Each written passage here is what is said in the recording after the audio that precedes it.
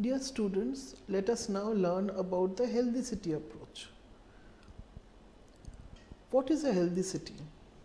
Hancock and Dole had, I am quoting, a healthy city is one that is continually creating and improving those physical and social environments and expanding those community resources which enable people to mutually support each other in performing all the functions of life and in developing to their maximum potential.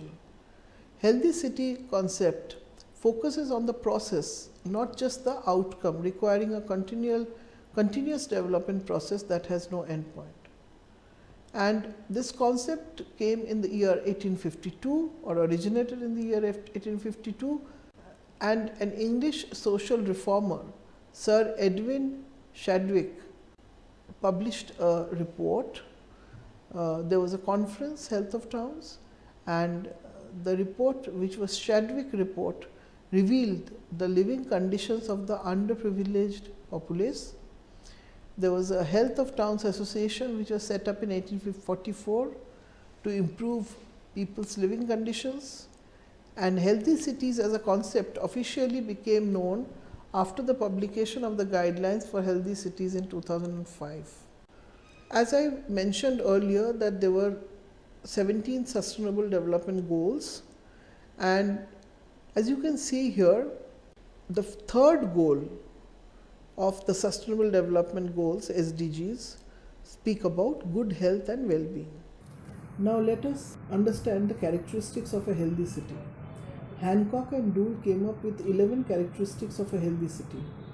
To start off with, it was about a clean, safe physical environment of high quality, including the quality of housing, followed by an ecosystem that is stable now and sustainable in the long term.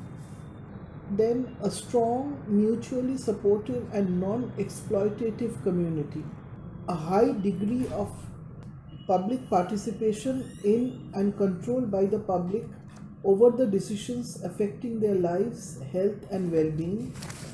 It is also about the meeting of basic needs, that is food, water, shelter, income, safety and work for all the citizens.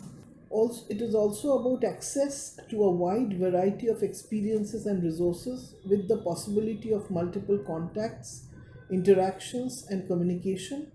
Then about a diverse, vital and innovative city economy, the encouragement of connectedness with the past, with the cultural and biological heritage and with other groups and individuals. A city form that is compatible with and enhances the above parameters and behaviors, an optimum level of appropriate public health and sick care services accessible to all.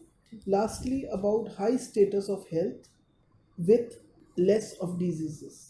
The Healthy Cities Index by Building Research Establishment put forth city level indicators, that is energy, housing, infrastructure, communications, transportation, air quality, pollution, water, noise, waste, recreation, open space, education, amenities and crime. Now let us see the good examples of healthy cities. Tripoli in Libya is the capital city of Libya, and it is located on a northwest on the edge of the desert with a population of 1.15 million and an area of about 400 square kilometer. And the challenges were that the health issues, environmental health issues faced by the city was on overpopulation, on air pollution, solar radiation, anti-pedestrianization and low grain areas. The strategies which Tripoli adopted or formulated was that the urban planning process was based on ecological principles. There was varied residential and economic opportunities, minimum intrusion, principles of closed system. Since traffic has or transport and traffic has a lot of or repercussions and on health of people.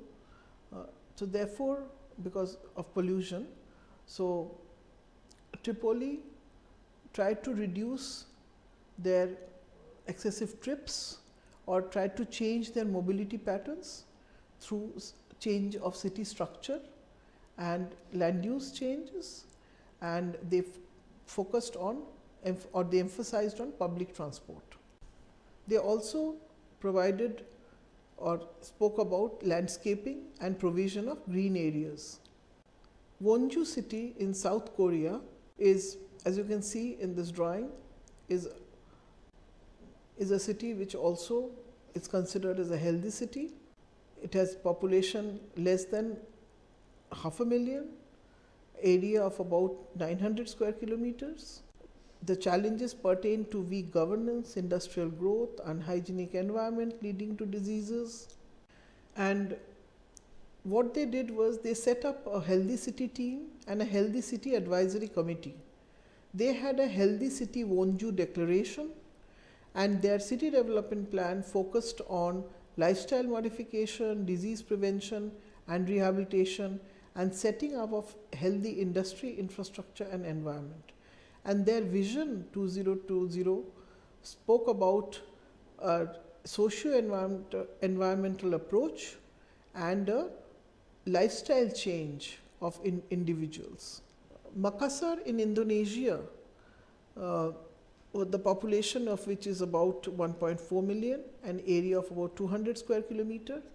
Makassar, what they did to become a healthy city, they faced challenges of sprawl, of limited availability of potable water, of rapid climate change, and their strategies pertaining to special initiatives to reduce stress, crime, and to enhance the social character of the city. Various community-based movements were floated to make it a healthy city.